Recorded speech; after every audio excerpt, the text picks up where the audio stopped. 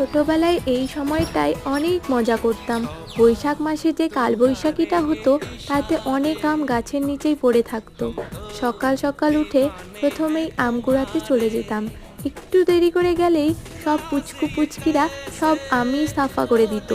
আর ঝড় বৃষ্টির দিন মানে খুব মজার একটা দিন। পড়াশোনা করতে এক ফোঁটাও ভালো লাগতো না। মা খিচুড়ি বানাতো, সাথে আলু ভাজতো।